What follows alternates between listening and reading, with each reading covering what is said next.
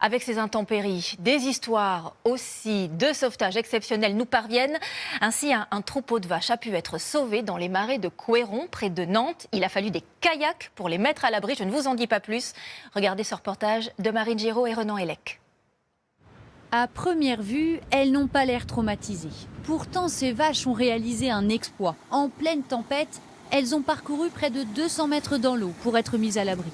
Tout a commencé un matin lorsque le marais a débordé sans crier gare. La marée est venue jusque là en fait.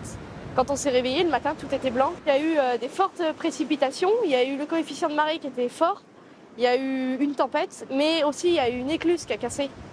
Les vaches de Brendali se retrouvent isolées sur une butte transformée en île sans nourriture.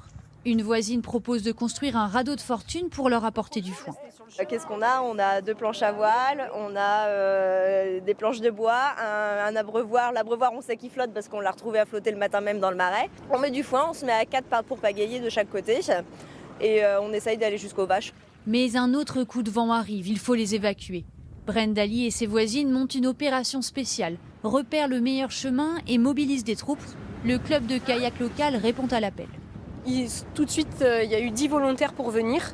Alors le vendredi, on s'est donné rendez-vous, tout le monde est venu.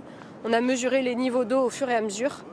Et puis on s'est dit, il y a une hauteur de pagaie, faut y aller quoi. Sur les 200 premiers mètres, l'eau est trop profonde et les vaches doivent nager.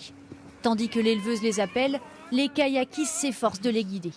Le rôle de tout le monde était de canaliser, faire le chien de berger, en évitant le plus possible qu'elles aillent sur les clôtures, parce que là, ça aurait été le carnage. Là. Au bout de 30 minutes qui semblent interminables, mission accomplie. Je pense qu'on est fiers surtout, et puis ce qui est beau aussi, c'est cet élan de solidarité, c'est quand même pas banal non plus.